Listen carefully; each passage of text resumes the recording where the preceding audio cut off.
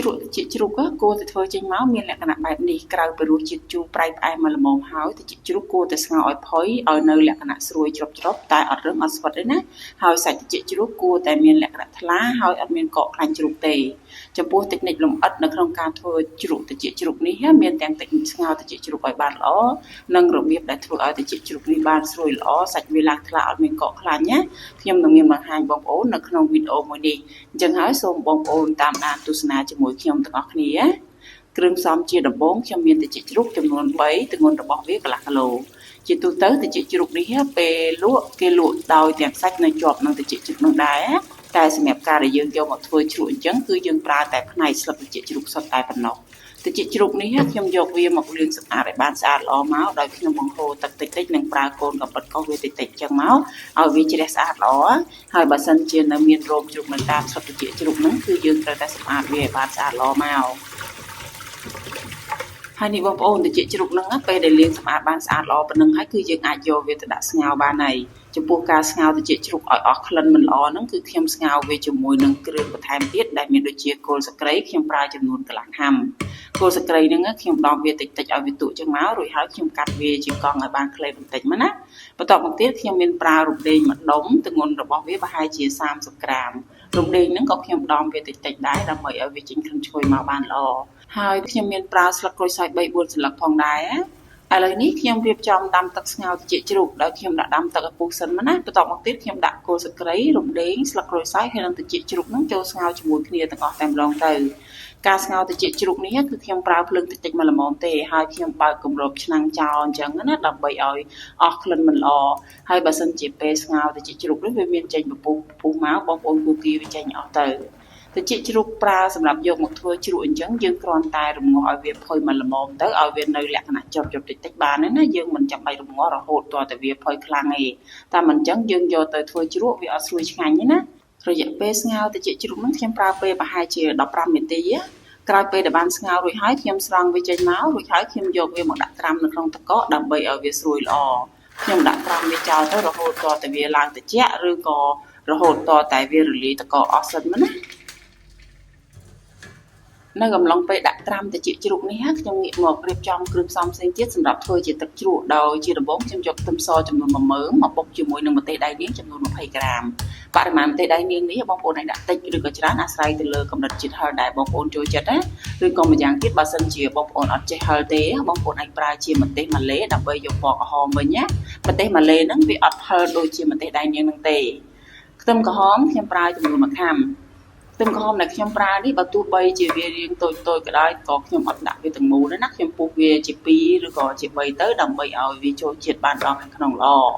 អបន្ទាប់មកទៀតខ្ញុំមានប្រើខ្ញីម្ដុំទម្ងន់របស់វាប្រហែលជាកន្លះខាំណាខ្ញុំហាន់វាជាសរសៃចឹងមកសម្រាប់ការធ្វើជ្រក់អញ្ចឹងខ្ចីគេកម្រអត់ប្រើព្រោះវាធ្វើឲ្យជ្រក់ដែលយើងធ្វើចេញមកវាមានក្លិនឈ្ងុយល្អការ៉ុតខ្ញុំប្រើចំនួន2មើមទម្ងន់របស់វាប្រហែលជា2ខាំសម្រាប់ការ៉ុតហ្នឹងខ្ញុំហាន់វាជាសរសៃប៉ុនខ្ញុំចង្កឹះចឹងមកការ៉ុតហ្នឹងយើងមិនចាំបាច់ហាន់ឲ្យវាស្ដើងពេកទេវាអត់សូវស្រួយដូចជាការដែលយើងហាន់វាជាសរសៃអញ្ចឹងណា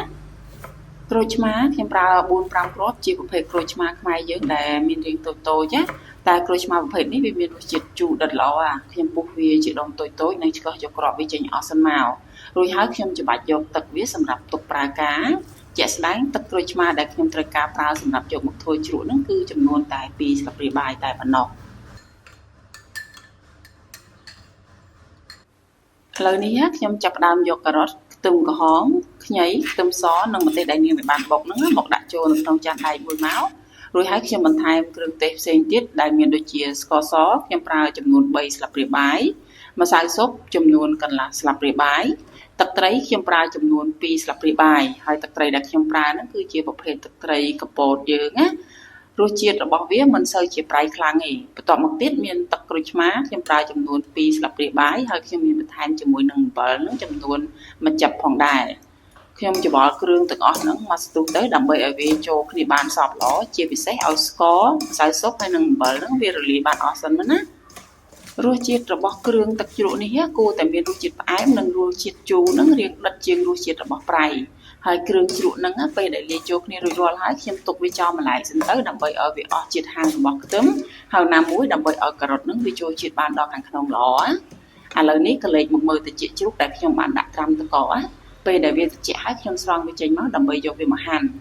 ហើយសម្រាប់ការហាន់ត្រជាក់ជ្រូកនេះបងប្អូនត្រូវតែត្រៀមកាំបិតដែលមុតខ្លាំងទើបត្រជាក់ជ្រូកដែលហាន់ចេញមកបានស្ដើងវែងៗនិងមានកាត់ល្អ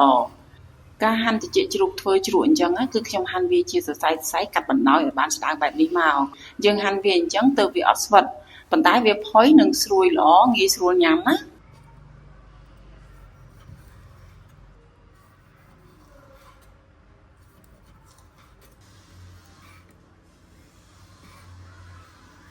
ត្រជាក់ជ្រូកដែលបានហាន់ហើយនឹងអត់ទាន់អាចយកវាមកលាយជាមួយនឹងគ្រឿងទឹកជ្រក់បានទេដោយសារតែវានៅមានជាតិខ្លាញ់ជ្រូកណាពេលដែលយើងកាន់វាទៅឃើញថាមានខ្លាញ់ជ្រូកជាប់ដៃរលោងៗបែបនេះណាអញ្ចឹងហើយខ្ញុំយកស្ករសចំនួនប្រហែលជាកន្លះខាំមកលាយជាមួយនឹងត្រជាក់ជ្រូកនេះណារួចហើយខ្ញុំច្បល់វាឲ្យចូលគ្នាសព្វមកហើយច្បាច់វាមកស្ទុះធំទៅរហូតទាល់តែស្ករសនឹងបានរលាយអស់សិនមកណាហើយការច្បាច់ត្រជាក់ជ្រូកជាមួយនឹងស្ករសនេះគឺយើងច្បាច់វាដោយថ្នមបានហើយដើម្បីរក្សារូបរាងត្រជាក់ជ្រូកនឹងឲ្យនៅល្អកុំឲ្យត្រជាក់ជ្រូកនឹងវាដាច់ខ្លីៗឬក៏វាបែកម៉ត់ណា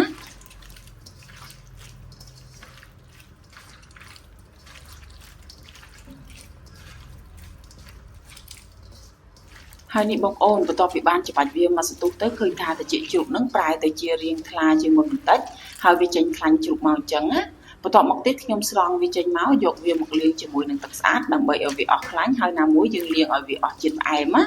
ការលាងត្រជាក់ជ្រូកនេះគឺខ្ញុំលាងវា3-4សាទៅរហូតទាល់តែទឹកលាងវាឡើងថ្លាទើបវាអស់ខ្លាញ់ជ្រូកណា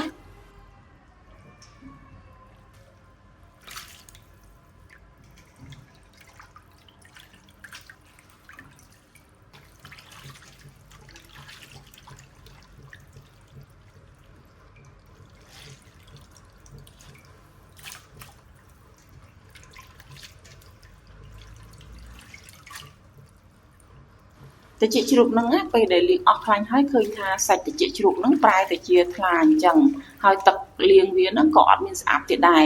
ខ្ញុំស្រង់វាចេញមកដល់ខ្ញុំពូតវាអស់ទឹកល្អអញ្ចឹងណាហើយនេះបងប្អូនត្រជាក់ជ្រូកនៅពេលដែលបានលាងសម្អាតអស់ខ្លាញ់ហើយគឺវាមានសភាពថ្លាអញ្ចឹងណាពេលដែលយើងយកដៃទៅចាប់វាទៅវាអត់មានជាប់ខ្លាញ់ជ្រូកមករលោងជាប់ដៃទៀតទេតើតែវាអស់ខ្លាញ់អញ្ចឹងទើបយើងអាចយកវាមកលាយជាមួយនឹងគ្រឿងទឹកជ្រក់បានណាខ្ញុំច្បល់ត្រជាក់ជ្រូកហើយនឹងគ្រឿងទាំងអស់ហ្នឹងមកស្ទុះធំទៅដើម្បីឲ្យវាចូលជាតិបានដល់ខាងក្នុងល្អជ្រក់ត្រជាក់ជ្រូកនេះពេលដែលទើបតែលាយគ្រឿងហើយថ្មីរសជាតិរបស់វារៀងនៅស្រាលបន្តិចបងប្អូនគួរទុកវានៅក្នុងទូទឹកកក3ទៅ4ម៉ោងសិនទៅដើម្បីឲ្យវាចូលជាតិបានដល់ខាងក្នុងល្អហើយណាមួយយើងទុកវានៅក្នុងទូទឹកកកអញ្ចឹងវាកាន់តែស្រួយឆ្ងាញ់ណាហើយតែប៉ុណ្ណឹងការធ្វើជ្រក់ត្រជាក់ជ្រូកហ្នឹងគឺបានធ្វើរួចរាល់ហើយខ្ញុំសង្ឃឹមថាបងប្អូននឹងចូលចិត្តវីដេអូមួយនេះសូមអរគុណច្រើនសម្រាប់ការទស្សនាក៏ដូចជាការគាំទ្រហើយជួបគ្នានៅក្នុងវីដេអូក្រោយៗទៀត